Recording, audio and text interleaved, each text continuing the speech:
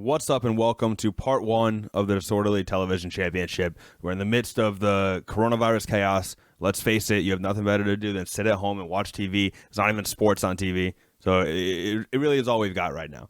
But you may remember not too long ago, we had a little thing called March Madness. 64 teams made it to the tournament. They were quickly cut down to 32, then 16. And that opening weekend, the next week, we determined our Final Four. And then, of course, Final Four weekend showed us which team, would be crowned champion, which would stand above the rest.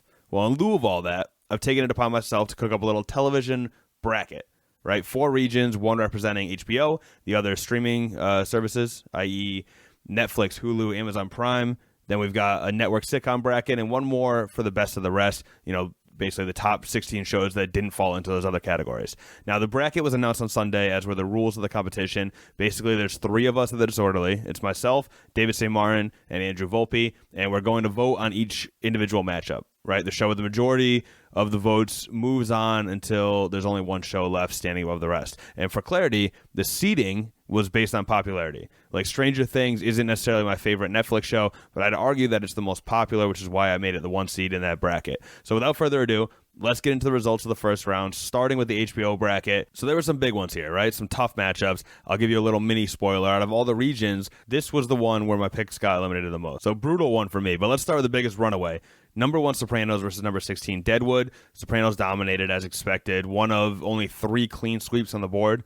Clearly earning that 1 seed. I love Deadwood, by the way. Basically, I love all the shows that made it into the seeding. But, of course, Sopranos probably rightfully should win and did. All right, 25%. He wants 50, we get 25. I don't understand. That's because I'm not talking to you. So who will they be facing next round? Well, if it was up to me, it'd be Big Little Lies. But apparently, I was alone on that front. True Blood is moving on to round 2. Good evening, miss. Are you home alone tonight? Listen, buddy, I don't know what you have in mind, but you are messing with the wrong girl. Now listen, I'm going to need a moment to collect myself for this next one. Though I can't say it's entirely unexpected. I mean, I was the one that made The Leftovers a 13 seed, and I love The Leftovers. It's literally my favorite show. But alas, it was no match for the 4 seed. The Wire outvoted 2-1. That one hurts me. Hey, yo, lesson here, babe. You come at the king, you best not miss. The 5-12 matchup featured 2 heavy hitters in the comedy realm. Number 5, Curb Your Enthusiasm. Number 12, Girls. And it really wasn't much of a game. Curb became our second unanimous winner in that region, snagging all 3 votes.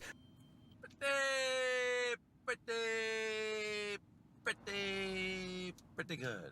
And it's worth noting that it's been all chalk so far, which of course means that we're due for an upset. Number 11, Boardwalk Empire, knocks off the much talked about number 6, Succession. It ain't hop. It's heroin. And I wouldn't think a whore might stand Pierre's judgment. Heroin delivers a higher dose of opiates to the brain than opium, which makes for a happier customer. No bottles, no barrels, $1 million in a suitcase. I didn't expect Succession to be gone so early, but hey, anything can happen. It's March, man. We know that. I'm happy because I actually recently did my top 10 shows of all time, which will probably tip off my voting a little bit as well. But I had Boardwalk on my top 10 shows of all time. It's a great show. So it's an upset, but I'm happy it's an upset. Anyway, it's time for our third and final unanimous decision of the HBO bracket. Number 3, True Detective versus number 14, Eastbound and Down. And the result is probably what you'd expect. True Detective receiving all 3 votes and advancing. Now look, me talking about what happened back then. That ain't gonna do you any good now.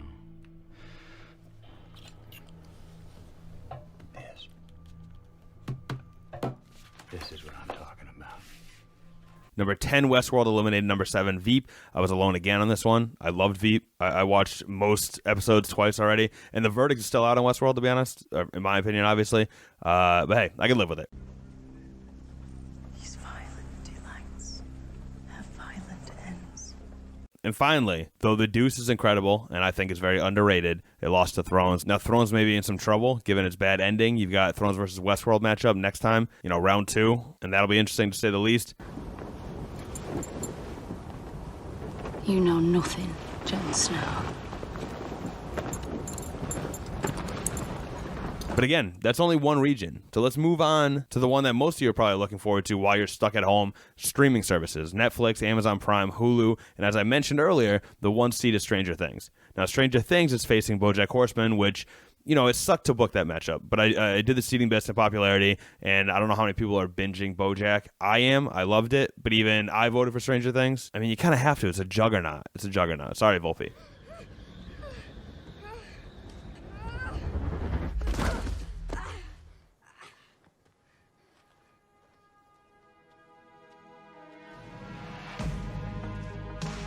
I'm pleased to announce that Fleabag took out Ozark. That one made me happy. I finally watched Ozark. I'll admit I liked it more than I thought I would. But Fleabag is next level, deserved to advance. And it also received a sweep of the voting as well. Again, one of only 3 to accomplish that in this region. I have friends.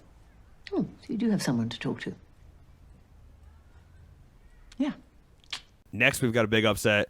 Orange is the New Black was a phenomenon, right? Deserving of a 4 seed, but Peaky Blinders has spit in the face of my seeding, earned the win, a number 13 seed in the second round. You want to tell them or should I? This place is under new management.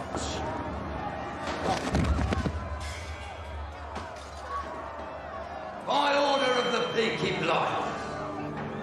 Good for them.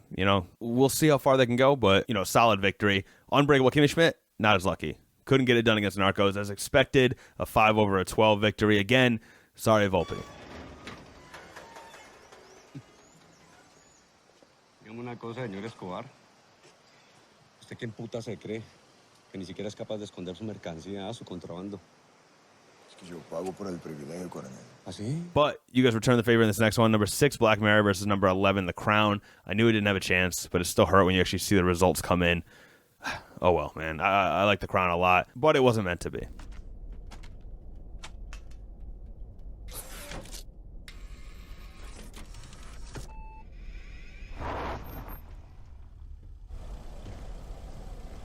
Now, this one really surprised me. Number 3, The Mandalorian, a show that really took the world by storm this past year. And I'm not a Star Wars guy, but I know David St. Martin is. I thought Volpe was too. So when I saw that Big Mouth not only beat it, but swept the voting, I mean, damn. Number 14 over number 3 upset? Definitely a Cinderella story so far, and I think the highest seed to advance so far as well. Oh, wow. I was told I needed a catchy stage name if I wanted to vape competitively. Certainly better than Cheryl Glauberman. Yeah, Glauberman sucks. You look good, cuz. My cousin. Hi, Cherry. I'm Nick. On to the last 2. House of Cards versus The Marvelous Miss Maisel. Number 7 versus number 10. And again, we've got an upset. The Marvelous Miss Maisel took it in the 3rd and final sweep of the region. Army Men's Monthly or Gunboat Daily. You could read helpful articles like Fashion for Foxholes, Give Your Pistol Some Pizzazz, How to Get Your Commanding Officer to Notice You. Oh, here's one. Camouflage. How to stand out while blending in. Leaving us with The Handmaid's Tale versus Glow. And we've got a huge upset. Number 15 over number 2. Glow takes it. Shocking stuff, really. I did not expect this at all. I mean, The Handmaid's Tale is a huge show. Definitely a worthy 2 seed. And to see it drop so early, didn't even win a game. I mean, shit.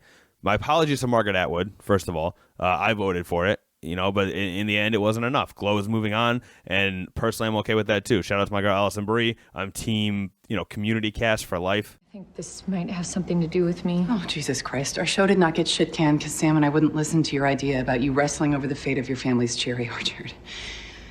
It's because apparently the only people watching us are standing out in the parking lot right now. That's where I'll leave you for now. Part 2 will be dropping soon, and then, of course, we're cutting things down to 16 after that. March moves fast, you guys. You gotta keep up with it. Stay safe out there. Stay home and watch a shitload of TV. Oh, and listen to this podcast. Listen to this podcast, too. That's important. Thank you guys for listening. Talk to you soon. Peace.